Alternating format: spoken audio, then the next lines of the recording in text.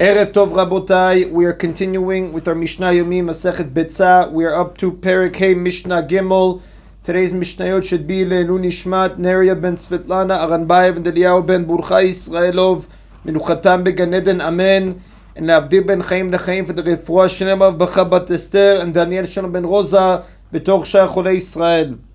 The next 5 Mishnayot discuss the laws of Techum. A person is forbidden on Shabbat and Yom Tov to go more than 2,000 amot from his place of residence. This limit is called the Techum Shabbat, the Shabbat boundary, or Techum.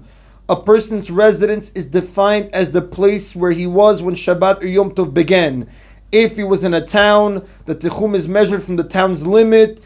If he was in an isolated building, the Techum is measured from its outer walls. And if he was out in the open, his residence extends 4 amot, and the Techum is measured from that area. The area of the Techum is a square. The 2,000 amot are measured in every direction from the person's residence, forming a circle. The circle is squared off with straight sides that point in each direction of the compass. This is brought down in diagram A in the art school, elucidated in note 1. A person can change his residence and therefore his Techum before a Shabbat or Yom Tov by means of an Eruv Techumin. He does this by putting food in a place that is up to 2,000 amot from his actual residence. With respect to the laws of Techum, his residence is shifted to that place, and the Techum extends 2,000 amot from there. By shifting his residence to the place of the Eruv, he extends the distance he may go in one direction, but shortens it in the opposite direction. For example, if he places an Eruv 2,000 amot to the north of his house, he may go as far as 4,000 amot to the north of the house, 2,000 amot past the Eruv, but he may not go to the south at all, because that would take him more than 2,000 amot from his Eruv. This is in diagram B, brought down in note 2 in the art scroll, elucidated. The Mishnah begins by teaching that the laws of Techum apply not only to people but to their possessions as well. The Mishnah begins, "Habehema va'kelim keraglei ha'be'alim." Animals and utensils have the Techum of their owner. Literally, they are like the feet of their owner. A person's property is also subject to the laws of Techum. Just as a person may not go more than 2,000 amot from his place of residence, so too his possessions may not be taken by him or by anyone else more than 2,000 amot from his place of residence. The Mishnah presents a law based on this rule. Hamoser behemto libno o lero'eh hare'elu cheraglei ha'be'alim. If one hands over his animals to his son or to a shepherd on Yom Tov to bring to pasture, these animals still have the same Techum as their owner and not the Techum of the person to whom they were entrusted. The Techum of a person or object is determined when Yom Tov begins. Since these animals were still in their owner's possession at that time, they remain subject to his Techum even after they are handed over to someone else on Yom Tov. Now, animals were usually given to a shepherd's care for the daytime and returned to their owner at night.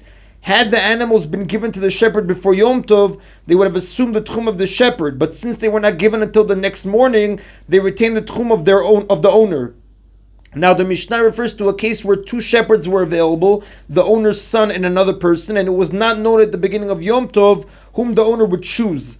Only then do the animals retain the Techum of the owner. However, the Rav says, if only one shepherd is available and all the local owners hire him, the animals assume his Techum, even if they're not given to him until after Yom Tov starts. Now, the Mishnah discusses the Techum in the case of objects owned by more than one person. The specific situation is where brothers inherited possessions that are in a house, but they had not yet divided them among themselves, so they all own a share of them. However, not all of the brothers have the same Techum. For example, one of them had made an Eruv Techumin. So the Mishnah says, Kelim hamyuchadin le'echad min ha'achin shebabayit. If utensils that are jointly owned by several brothers are designated for the use of only one of the brothers in the house, the utensils have his Techum, even though the other brothers also own them. However, utensils that are not designated for any one brother, but are used by them all, may be moved only to a place where all the brothers may go. They are subject to the Techum restrictions of all the brothers together. For example, if one brother put an Eruv 2,000 amot to the north of the house, which eliminates his Techum to the south, the utensils may be moved only between the house and the Eruv. They may not be taken to the south of the house at all, because that is outside the Techum of that brother, and they may not be taken to the north of his Eruv at all, because that would be more than 2,000 amot from the house, which is beyond the Techum of the other brother, so do not make an Eruv. So utensils are therefore confined to a 2,000 amah distance between the house and the eruv, and this would be brought down in diagram C in the ArtScroll elucidated notes, and that is in a Mishnah Gimel. Mishnah Dal now discusses how the law of Tchum applies to borrowed objects. Hashoel kli mechavero me'erev Yom Tov. If one borrowed a utensil from his friend before Yom Tov, keraglei Hashoel, it has the Tchum of the borrower because it was in the borrower's possession at the beginning of Yom Tov when the Tchum is determined. Since it was in the borrower's possession when Yom Tov began, it assumes his Tchum even though he does not own it. Moreover, this law applies even if the owner of the utensil merely promised before Yom Tov to lend it and the borrower did not actually take it until after Yom Tov began. Promising to lend the object transfers it immediately to the borrower's possession with respect to the laws of Techumin.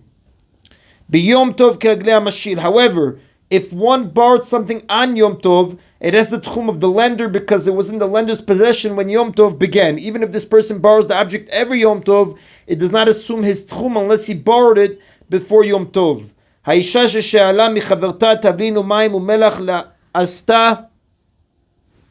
If on Yom Tov a woman borrowed from her friend spices for her food or water or salt for her dough, the food or the dough that she makes has the tchum of both the lender and the borrower. Since the food or dough is a mixture of ingredients that belong to two people when Yom Tov began, it has the restrictions of both of their techumin, therefore it may be moved only to a place where the techumin overlap. Now the next Tana disagrees regarding water. Rabbi Yehuda poter b'mayim b'pnei she'en bain mamash. Rabbi Yehuda excludes water from this restriction because it has no substance. Water loses its substance when it becomes absorbed into dough, and the Rav explains the same applies to any thick food that completely absorbs the water, so it does not have its own techum. In fact, the Rav says ordinary salt is also not noticeable in dough. The Mishnah refers to coarse salt, which is noticeable. Therefore, the dough has only the techum of the person who owns the dough, and not the techum of the person who gave the water.